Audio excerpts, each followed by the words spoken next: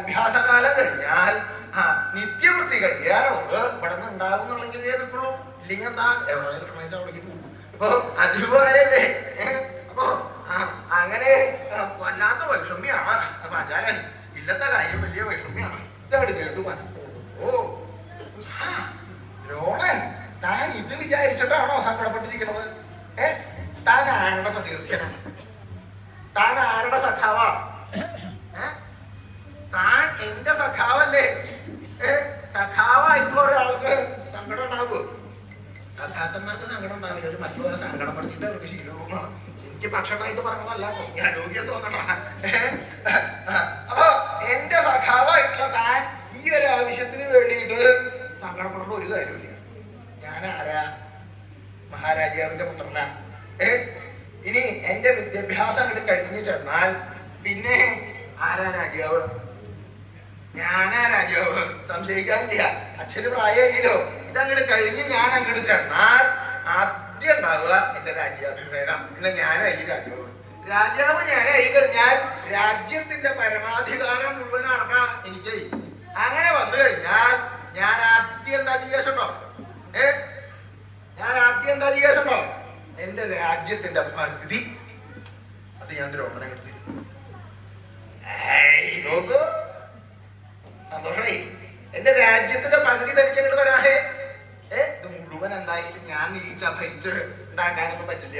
അപ്പൊ എനിക്ക് ഇത്രയധികം സമ്പത്ത് ഉണ്ടായിട്ട് എന്താ കാര്യം? ഒരു സുഹൃത്ത് ഇങ്ങനെ വൈഷമ്യം അനുഭവിച്ചു കഴിയുമ്പോ അതുകൊണ്ട് എന്താ ഗുണം? ഞാൻ ഒരു കാര്യം ചെയ്യാം. ഞാൻ രാജാവാകുന്ന കാലത്ത് എന്റെ രാജ്യത്തിന്റെ അധിരാജ്യത്താൽ പകുതി രാജ്യം തനിക്കങ്ങോട്ട് തന്നെ. സന്തോഷമായില്ലേ? ഇനി സങ്കടപ്പെടരുത് കേട്ടോ. ഇനി വളരെ കേമായിട്ട് ഉത്സാഹിച്ച് അഭ്യാസത്തിന്റെ കാര്യത്തിലൊക്കെ ശ്രദ്ധിക്കുക. അപ്പോ ഇല്ലത്തെ കാര്യം ആലോചിച്ച് താൻ ഒരു തരത്തിലും അങ്ങോട്ട് കഴിഞ്ഞാൽ ആ വിദ്യാഭ്യാസ കാലം അങ്ങോട്ട് കഴിഞ്ഞ് ഞാൻ അങ്ങോട്ട് രാജധാനിയിലേക്ക് പോവുക. എന്റെ രാജ്യാഭിഷേകം അങ്ങോട്ട് കഴിഞ്ഞാൽ പിറ്റേ ദിവസം അന്നെ പറ്റിയ പിറ്റേ ദിവസം രാജ്യത്തിന്റെ പകുതി തന്നെ. സന്തോഷമായില്ലേ? ഇങ്ങനെ പാഞ്ചാല മഹാരാജാവ്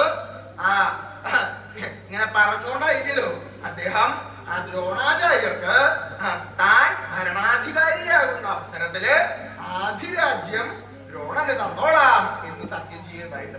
അങ്ങനെ സത്യം ചെയ്തു. അനവധി കാലം കഴിഞ്ഞു. ആ വിദ്യാഭ്യാസ കാലം ഇങ്ങോട്ട് കഴിഞ്ഞ് പാഞ്ചാല മഹാരാജാവ് ആ വിദ്യാഭ്യാസത്തിന്റെ കാലം ഇങ്ങോട്ട് കഴിഞ്ഞപ്പോ ദക്ഷിണാദികളായിട്ടുള്ള കാര്യങ്ങളൊക്കെ ചെയ്ത് പാഞ്ചാല രാജധാനിയിലേക്ക് പോയി.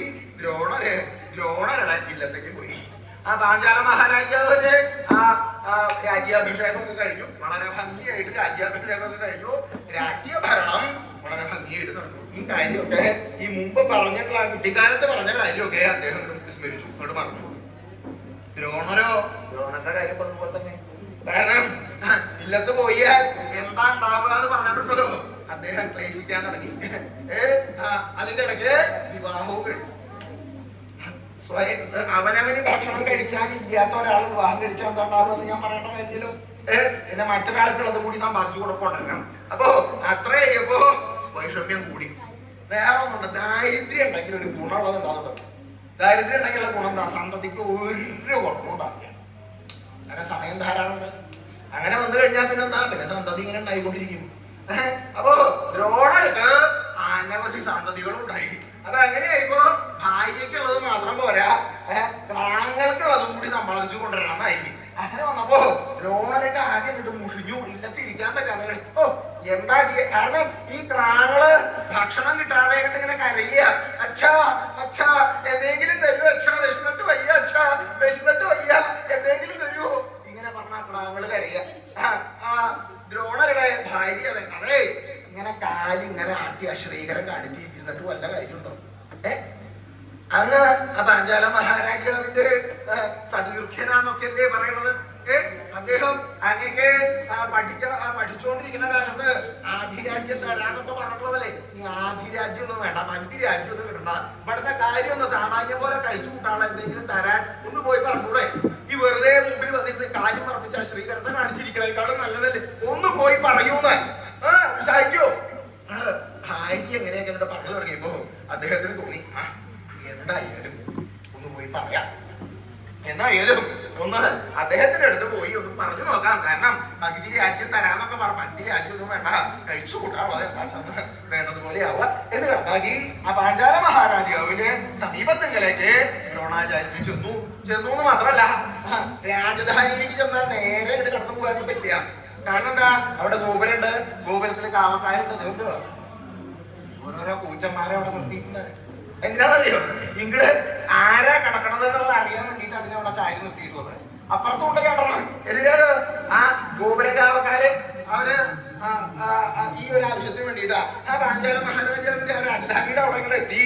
ദ്രോണാചാര്യര് അവിടെ ചെന്നു. അകത്തേക്ക് കിടക്കാനായിട്ട് ആരാ കിടക്കണത്? ആരാ അനുവാദമില്ല കേട്ട അകത്തേക്ക് കിടക്കണത്? ഞാൻ ദ്രോണൻ എന്ന് പേരായിട്ടുള്ള ഒരു ബ്രാഹ്മണനാണ്. ആരായാലും വേണ്ടില്ല, ഇവിടെ അകത്തേക്ക് കിടക്കണമെന്നുണ്ടെങ്കിൽ അനുവാദം വേണം. ആരാ? ഞാൻ പാഞ്ചാല മഹാരാജാവിന്റെ സതീർത്ഥ്യനായിട്ട് അദ്ദേഹത്തിന്റെ ഒപ്പം അഭ്യാസം ഉണ്ടായിരുന്ന ഒരു ബ്രാഹ്മണനാണ്, അദ്ദേഹത്തിന്റെ സുഹൃത്താണ്, അദ്ദേഹത്തിന്റെ സതീർത്ഥ്യനാണ്. അതാ നന്നായി അവിടെ ഇരുന്നോളൂ. അതെ, ഞാൻ മഹാരാജാവിനോട് ഒന്ന് പോയി പറഞ്ഞു വരാം. ഭടൻ വേഗം അദ്ദേഹത്തിനെ അവിടെ ഇരുത്തി പാഞ്ചാല മഹാരാജാവിന്റെ സമീപത്ത് ചെന്ന് താഴ്ത്തുള്ളൂ. എന്താ ആരാ വന്നുള്ളത്? ആരെങ്കിലും വന്നിട്ടുണ്ടോ അവിടെ? എന്താ താങ്കൾ പോകുന്നത്? ഒരാള് അവിടെ ഗോപുരത്തിന്റെ അവിടെ ഇടകൊണ്ടിട്ടുണ്ട്. ആരാ? അങ്ങയുടെ കൂടെ വിദ്യാഭ്യാസം ഉണ്ടായിട്ടുള്ള ഏതോ ഒരു വിദ്വാനാണ്, അങ്ങയുടെ സഖാവാണ്, അങ്ങയുടെ സതീർത്ഥ്യനാണ് എന്നൊക്കെ പറയുകയുണ്ടായി. എന്താ പേര് പറഞ്ഞത്? ദ്രോണൻ എന്നോ മറ്റോ ആണ് പേര് പറഞ്ഞത്. പാഞ്ചാല മഹാരാജാവിനോ കാര്യനർത്ഥായി.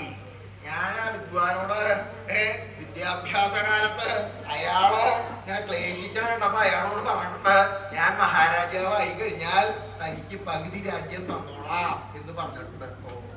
അപ്പോ ആധിരാജ്യം മോഹിച്ചിട്ടുള്ള വരവാ. പകുതി രാജ്യം കിട്ടുന്നു നിരീച്ചു വന്നപ്പോഴാണ് എന്താ വേണ്ടത്? സമ്പത്ത് ഉണ്ടാവുമ്പോ അതിനനുസരിച്ച് ദൂരെ ഉണ്ടാവും. സമ്പത്ത് കയ്യിലേക്ക് അങ്ങോട്ട് കിട്ടി കഴിഞ്ഞാൽ പിന്നെ എന്താ ഉണ്ടാവുക? പറഞ്ഞ കാര്യമൊക്കെ ഇവിടെ പറഞ്ഞു. അത് ചെയ്യാം, ഇത് ചെയ്യാം, മറ്റത് ചെയ്യാം, മറിച്ചത് ചെയ്യാം എന്നൊക്കെ പറയുന്നുണ്ട്. ഭരണാധികാരികളൊക്കെ സമ്പ്രദായം കേട്ടോ. അവരെന്താ പറയാ, ആ ഭരണം കയ്യിൽ കിട്ടുന്നത് വരെ പറയാം, ഞാൻ അത് ചെയ്യാം, ഇത് ചെയ്യാം, മറ്റത് ചെയ്യാം, ഞങ്ങളങ്ങോട്ട് നേരിയാക്കിക്കോളാം, ഞങ്ങളങ്ങോട്ട് വന്നാൽ അങ്ങോട്ട് നേരിയാക്കി. എന്താ നേരിയത്? എന്താ ഒന്നും നേരിയവരില്ല. ഒക്കെ ഉള്ളതിലും അതിലേറെ അത്രത്തോളം അപകടമാക്കാൻ പറ്റുമോ അത്രയും അപകടമാക്കലേ ഉണ്ടാവുള്ളൂ. അപ്പോ ഇതേപോലെ തന്നെയാ പറഞ്ഞ വാക്ക്. അത് പാഞ്ചാല മഹാരാജാവ് വ്യത്യാസമല്ല. അദ്ദേഹം എന്തായാലും ഒരു ധൈര്യം. അതെ, നീ എവിടേക്കാ പോണത്? ഒരു കാര്യം ഉണ്ടായി. അവിടെ ചെന്നിട്ടേ ആ ബ്രാഹ്മണനെ അപമാനിച്ചുകൊണ്ട് മടക്കുക. അദ്ദേഹത്തിനെ അപമാനിച്ച് മടക്കുക. ചെല്ലേ ഭടനെ എന്നോട് പറഞ്ഞു. അദ്ദേഹം മുഖ്യന്റെ കൽപ്പന കിട്ടിയാ പിന്നെ ഭടന്മാരുടെ കാര്യം പറയേണ്ട കാര്യമില്ലല്ലോ. ആ പാഞ്ചാല മഹാരാജാവിന്റെ കൽപ്പന കിട്ടിയ ഭടന്മാര് അവര് നേരെ ആ രാജധാനിയുടെ ഗോപുരവാതിക്കല് കാത്തു നിന്നിരുന്ന ആ ദ്രോണരെ അങ്ങോട്ട് അവമാനിച്ച് അവിടെ അങ്ങോട്ട് മടക്കി. ദ്രോണർക്ക് ഇതിലധികം സങ്കടമാവാൻ, ഇതിലധികം മനക്ലേശം ഉണ്ടാവാനില്ല. കാരണം താൻ ആധിരാജ്യം മോഹിച്ച് വന്നതൊന്നുമല്ല. സതീർത്ഥ്യനാണ്. ഒന്ന് വന്ന് കണ്ടു ഒന്ന് കാണാം, എന്തെങ്കിലും വല്ല സഹായങ്ങൾ കിട്ടിയാൽ അതായില്ലോ എന്ന് നിരീച്ചു വന്ന. ഈ സഹായം ഒന്നും തന്നില്ലെങ്കിലും വേണ്ടില്ല, ഒന്ന് കാണാനെങ്കിലും അനുവദിക്കില്ലേ? ഒരുമിച്ച് അനവധി കാലം പഠിച്ചിട്ടുള്ളതാണ്. അപ്പോ അങ്ങനെ വന്നു കഴിഞ്ഞാൽ ഒന്ന് കാണാനെങ്കിലും അദ്ദേഹം ഉത്സാഹിക്കുന്നു നിരീച്ചു. പക്ഷെ അതുപോലും ഉണ്ടായില്ല. അവമാനിച്ച് മടക്കല്ലേ ഉണ്ടായത്. തട്ടേ അദ്ദേഹം തിരിച്ച് അദ്ദേഹത്തിന്റെ ഭവനത്തിലേക്ക് വന്നു. കുറച്ചു കാലം ക്ലേശിച്ച് കഴിച്ചു കൂട്ടി. സാമാന്യം പോലെയുള്ള ഒരാളല്ല ദ്രോണൻ.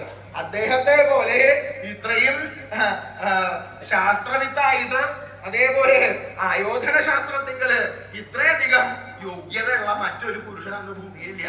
അത്രയും ഗംഭീരനാണ്. മാത്രല്ല ആ വിദ്യ മറ്റുള്ളവർക്ക് അഭ്യസിപ്പിച്ചു കൊടുക്കാൻ അദ്ദേഹത്തെ പോലെ ഇത്രയും യോഗ്യനായിട്ട് മറ്റൊരു ഗുരുനാഥൻ അന്ന് ഭൂമിയിലില്ല. അങ്ങനെ ഇരിക്കുന്ന കാലത്ത് അദ്ദേഹം ആ മുഷിഞ്ഞ ഇല്ലെന്ന് അങ്ങോട്ട് ഇറങ്ങി. കാരണം കുറച്ചു കാലം കഴിഞ്ഞ് ഈ കിടാങ്ങൾക്കും ഒന്നും കൊടുക്കാൻ പറ്റില്ല, ഭാര്യയ്ക്കും ഒന്നും വേണ്ടതുപോലെ ആവാൻ ഒന്നും കൊടുക്കാൻ സാധിക്കാതെ വന്നപ്പോ എത്ര കാലം അവിടെ അങ്ങനെ ഈ ഭാര്യയുടെ ശകാരവും കേട്ടിരിക്കുക. ഇവിടെ തിരിച്ച് അദ്ദേഹം ഇറങ്ങി പുറപ്പെട്ടു. ഇറങ്ങി പുറപ്പെട്ട് അദ്ദേഹം ഹസ്തിനപുരത്തിന്റെ സമീപത്തു കൂടെയാണ് യാത്ര ഉണ്ടായത്. അങ്ങനെ യാത്ര ചെയ്യുമ്പോഴാണ് അവിടെ പാണ്ഡവന്മാരും കൗരവന്മാരും അവരുടെ കുട്ടിക്കാലത്ത് അവർ കളിച്ചുകൊണ്ടിരിക്കുക. നല്ല പ്രായം, കളിച്ചുകൊണ്ടിരിക്കുന്ന പ്രായം. ആ കളിച്ചുകൊണ്ടിരിക്കുന്ന പ്രായം അന്ന് അവര് കൺകുകക്രിയുടെ പന്ത് കളിച്ചുകൊണ്ടിരിക്കുക. ആ പന്ത് കളിച്ചുകൊണ്ടിരിക്കുന്ന സമയത്ത് ആ പന്ത് കിണറ്റിലേക്ക് അങ്ങോട്ട് വീഴും. ആ കിണറ്റിലേക്ക് അങ്ങോട്ട് വീണപ്പോ ഞങ്ങളാകെ സങ്കടായി. ഇനി എന്താ ചെയ്യ? എന്താ ചെയ്യ? പന്ത് കിണറ്റിലേക്ക് പോയി. ഇപ്പൊ കളിക്കാൻ എന്താ ചെയ്യാ? വേറെ പന്തില്ല. എന്താ ചെയ്യാ? അതോ അതിനുശേഷമായിട്ടുള്ള പന്താണ്. ഇനിയിപ്പോ എന്താ ചെയ്യാ? അതിപ്പോ എന്താ ചെയ്യാന്ന് ഇരിച്ച ഞങ്ങള് ആ കിണറിന്റെ ചുറ്റും അവരവിടെ നിന്ന് ഇങ്ങനെ സങ്കടപ്പെട്ടുകൊണ്ടിരിക്കുക. അങ്ങനെ ഇരിക്കുന്ന സമയത്താണ് സമീപത്തു കൂടെ ദ്രോണാചാര്യര് വരുന്നായിരുന്നു. ആ ദ്രോണൻ ഏതാണ്ട് അവിടെ എത്തിയപ്പോ ആ ക്രാങ്ങള് ഇങ്ങനെ ഓടിച്ചെന്ന് സങ്കടം. അതെ ബ്രാഹ്മണൻ പോവാൻ വരട്ടെ ഞങ്ങൾക്കൊരു കാര്യം പറയാണ്ട്, ഒന്നും ഇങ്ങോട്ട് നോക്കൂ, ഇതാ പോവാൻ വരട്ടെ. എന്താ നിങ്ങൾക്ക് പറയാനുള്ളത്? അതെ, ഞങ്ങളുടെ പന്ത് കിണറ്റിന് വീണു, അതൊന്നും എടുത്തു തരാൻ പറ്റുമോ? അതൊന്നും എടുത്തു തരുമോ? ഇപ്പൊ എന്താ വിഷയം? ചെന്നു നോക്കിയപ്പോ നല്ല ആളുകളാ കിട്ടണ. അടിയിൽ വെള്ളമുണ്ട്, നല്ല ആഴുണ്ട്. മാത്രല്ല ആ പന്ത് അത് കാണാനുണ്ട്. ഇപ്പൊ ദ്രോണര് ആയോധന ശാസ്ത്രം അഭ്യസിച്ചിട്ടുള്ള വ്യക്തി എന്നുള്ള നിലയില് ബ്രാഹ്മണനായാലും സദാസമയവും വില്ലും ശരങ്ങളും അദ്ദേഹത്തിന്റെ കയ്യിലുണ്ടാവും. അവനടിയും വില്ലും കയ്യിലുണ്ടാവും. അദ്ദേഹം വേഗം നോക്കിയെന്ന് മാത്രമല്ല അതുപോലെയാക്കാം. അദ്ദേഹം ആദ്യം വില്ലൻ അതങ്ങട് ഞാൻ കുത്തിക്കെട്ടി ഒരു ശരം എടുത്തു. ആ ശരം ആ പന്തുമലിക്ക് അങ്ങോട്ട് എഴുതു. പന്തുമലിക്ക് എഴുതുന്നു മാത്രമല്ല അടുത്ത ശരം എടുത്തു.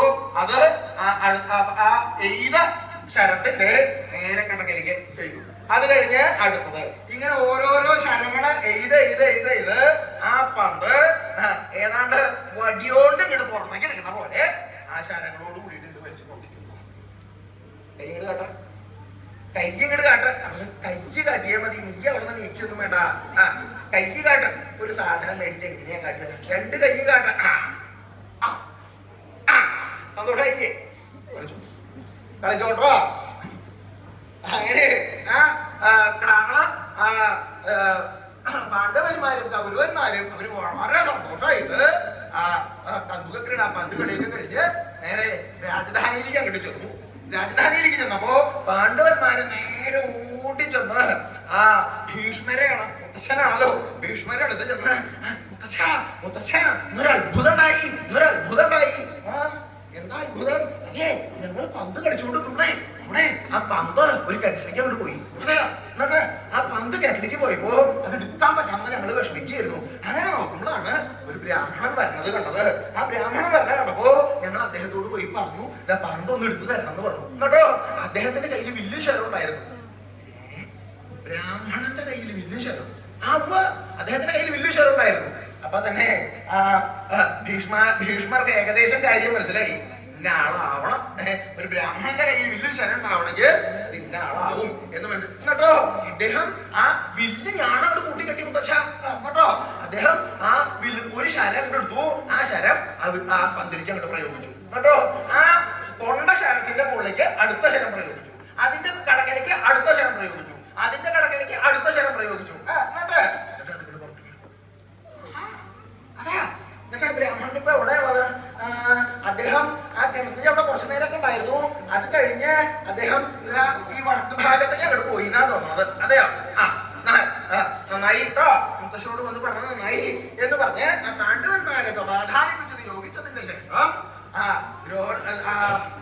ഭീഷ്മര് ദ്രോണാചാര്യരാണെന്ന് മനസ്സിലാക്കി അദ്ദേഹത്തെ ആളായിട്ട് രാജധാനിക്ക് കൊണ്ടുവന്നു എന്ന് മാത്രമല്ല അദ്ദേഹത്തെ വേണ്ടതുപോലെ സൽക്കരിച്ചു മാത്രമല്ല അദ്ദേഹത്തിനോട് പറഞ്ഞു, അതെ വളരെ സന്തോഷമായി അങ്ങ് ഇവിടെ ഈ ഹസ്തിനപുരത്തിന്റെ സമീപത്തുകൂടെ അങ്ങനെ പോകണ്ടെന്നുള്ളത് ഞങ്ങൾ പറഞ്ഞറിഞ്ഞതുകൊണ്ടാണ് ഞാൻ അന്വേഷിച്ചത്. ഏതായാലും നന്നായി, അങ്ങനെ ഉദ്രേണം വരെ വന്നൂലോ.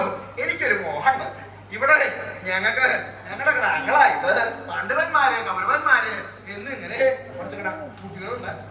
ഒരു 100 ആൺകുട്ടികള്, അതേപോലെ 5 ആൺകുട്ടികൾ വരെ അവരെ അങ്ങ് അസ്ത്രശസ്ത്ര വിദ്യകള് അങ്ങ് അഭ്യസിപ്പിക്കണം. അതിനു വേണ്ടിയിട്ടാണ് ഞാൻ അങ്ങനെ ആളെ ചൂണ്ടിക്കൊടുക്കുന്നത്. ദ്രോണാചാര്യരെ എന്താ പറയാ, കാരണം അദ്ദേഹത്തിന് അട്ടിക്ക് പോലും വകയിക്കാണ്ടിരിക്കുന്ന കാല. അങ്ങനെയുള്ള ഒരു സമയത്താണ് ഒരു മഹാഗംഭീരമായിട്ടൊരു രാജധാനിയിലത്തെ രാജകുമാരന്മാരെ വിദ്യാഭ്യാസം ചെയ്യിപ്പിക്കാൻ വേണ്ടിയിട്ടുള്ള അങ്ങനെയുള്ള ഒരു ആവശ്യമായിട്ട് ആ ഭരണാധികാരി തന്നെ വന്ന് പറയുന്നത്, ഓ അവിടുത്തെ ആഗ്രഹം അങ്ങനെയാണെന്നുണ്ടെങ്കിൽ അങ്ങനെ ആയിക്കോട്ടെ എന്ന് പറയലല്ല, ദ്രോണർക്ക് ചിന്തിക്കാൻ പറ്റാത്ത അത്രയും ധനം, അത് സ്വർണായിട്ടും രത്നങ്ങളായിട്ടും അതേപോലെ പശുക്കളായിട്ടും ഒരുമിച്ച് അങ്ങോട്ട് ദാനം ചെയ്ത് അങ്ങോട്ട് കണ്ടു. എന്തായാലും വെറുതെ ഇല്ല. അന്ന് മുതൽക്ക് അദ്ദേഹം കൗരവ പാണ്ഡവന്മാരെ അസ്ത്രശസ്ത്ര വിദ്യകൾ അഭ്യസിപ്പിക്കാനായിട്ട് തുടങ്ങി. അങ്ങനെ അസ്ത്രശസ്ത്ര വിദ്യകളൊക്കെ അഭ്യസിപ്പിക്കൽ കഴിഞ്ഞു. അത് കഴിഞ്ഞ് ആ പാണ്ഡവന്മാരും കൗരവന്മാരും വളരെ ഭംഗിയായിട്ട് അവരുടെ അഭ്യാസകാലം പൂർത്തിയാക്കി ഒട്ടൊട്ട് യൗവന പ്രായാവലി കഴിഞ്ഞു. അത് കഴിഞ്ഞപ്പോ അതില് ഓരോരുത്തരും കേമന്മാരാണ്. ആ കേമന്മാരായിട്ടുള്ളവരില് പാണ്ഡവന്മാരോട് ദ്രോണാചാര്യർക്ക് കുറച്ച് താല്പര്യം അധികമുണ്ട്. കാരണം സൽബുദ്ധികളാ.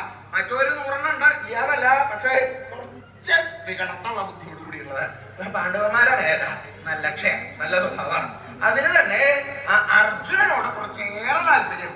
കാരണം എന്താ, അർജുനന് ശസ്ത്രവിദ്യയിലുള്ള നൈപുണ്യം, അതുകൊണ്ട് വില്ലും ശരവും പ്രയോഗിക്കുന്നതിനുള്ള നൈപുണ്യം കൊണ്ട് അർജുനനോട് വലിയ താല്പര്യം. അർജുനൻ തിരിച്ചു അതെ ദ്രോണാചാര്യരോടും വലിയ വേണ്ടിയാണ്.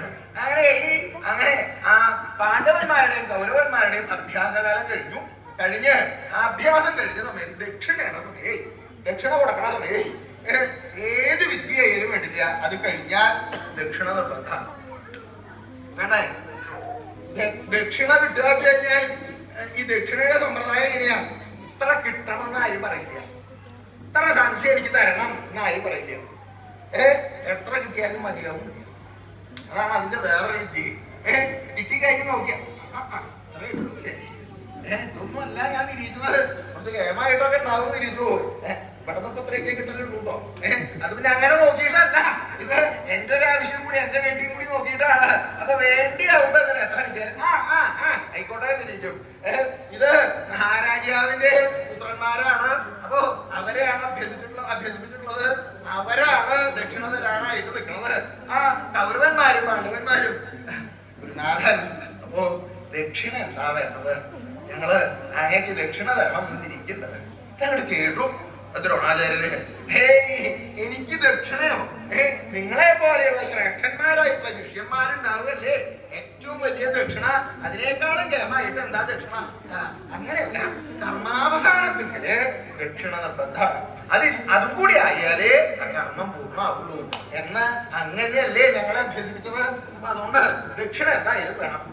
ഇത് കേട്ടപ്പോ അപ്പൊ ദക്ഷിണ തരണം എന്ന് നിങ്ങൾക്ക് നിർബന്ധം, ദക്ഷിണ തരണം എന്ന് നിർബന്ധമുണ്ട്. അങ്ങനെയാണെങ്കിൽ നിങ്ങൾ എനിക്ക് ദക്ഷിണയായിട്ട് തരേണ്ടത് വേറെ ഒന്നുമല്ല, ആ പാഞ്ചാലുണ്ട്, ആ പാഞ്ചാല മഹാരാജാവ്, അവനെ പിടിച്ചു കെട്ടി എന്റെ കാൽക്കല് കൊണ്ടു നടക്കണം. പറ്റുമോ? അതാണ് എനിക്ക് ദക്ഷിണയായിട്ട് പറയുന്നത്. ഒരു സാധിച്ചോളൂ. ആദ്യം കൗരവരാ പറഞ്ഞു, അതാണ് കേട്ടത്. അതെ, ഗുരുനാഥനെ ദക്ഷിണയായിട്ട് പാഞ്ചാല മഹാരാജാവിനെ ചോദിച്ചു. പുറപ്പെടുക. ആ കൗരവന്മാര് 3 പേരും ആദ്യം പുറപ്പെട്ട് പാഞ്ചാല രാജ്യത്ത് ചെന്ന് അവിടെ ചെന്ന് പാഞ്ചാല മഹാരാജാവിനോട് യുദ്ധം ആരംഭിച്ചപ്പോ അവര് നിരീക്ഷിച്ചത് അത്ര വലിയ പ്രയാസമൊന്നും ഉണ്ടാവില്ല. കുറച്ച് പ്രായമായിട്ടുള്ള ഒരു വിദ്വാനല്ലേ പാഞ്ചാല മഹാരാജാവ്. അപ്പൊ ജയിക്കാനൊന്നും വലിയ പ്രയാസം ഇല്ലാന്നാണ് നിരീക്ഷിച്ചത്. പക്ഷെ പാഞ്ചാലൻ അങ്ങനെ ഉപായക്കാരനല്ല. ആ ദ്രോണാചാര്യരുടെ കൂടെ ദ്രോണാചാര്യരെ അഭ്യസിച്ച പോലെ അത്ര തന്നെ കേമത്തോട് കൂടിയിട്ട് അഭ്യസിച്ചിട്ടുള്ള ആളാണ്. അത്ര പെട്ടെന്നൊന്നും അദ്ദേഹത്തിന് ജയിക്കാനായിട്ട് സാധിക്കില്ല. ഈ 100 എണ്ണത്തിന് ശരപ്രയോഗം കൊണ്ട് അദ്ദേഹം അവിടെ നിന്ന് ഓടിച്ചു. കൗരവന്മാര് തിരിഞ്ഞു നോക്കാണ്ട് ഓട്ടം. കാരണം അവിടെ നിന്ന് അങ്ങോട്ട് പുറപ്പെട്ട് ജയിക്കാൻ തിരിച്ചു വന്നപ്പോഴാണ് ഇത് നമ്മൾ നിരീക്ഷ പോലെയല്ല കേട്ടോ, നമ്മൾ നിരീക്ഷ പോലെയല്ല, ഗുരുനാഥനേക്കാളും കേമനാണ് നിരീക്കുന്നത്. അത്രയും കേമായിട്ട് ആയുധപ്രയോഗം. ആ കൗരവന്മാര് ആ ജയിക്കാൻ സാധിക്കാതെ അവിടുന്ന് മടങ്ങി പോകും. അവിടുന്ന് മടങ്ങി പോകുന്നു മാത്രല്ല, വന്നു എവിടെ ദക്ഷിണ കൊണ്ടുവരാന്ന് പറഞ്ഞ സാധനം എവിടെ? ഞാൻ പറഞ്ഞില്ലേ ദക്ഷിണയായിട്ട് എന്താ വേണ്ടതെന്ന് ഞാൻ പറഞ്ഞില്ലേ? എവിടെ? ഞങ്ങളെ കൊണ്ട് സാധിച്ചില്ലേ?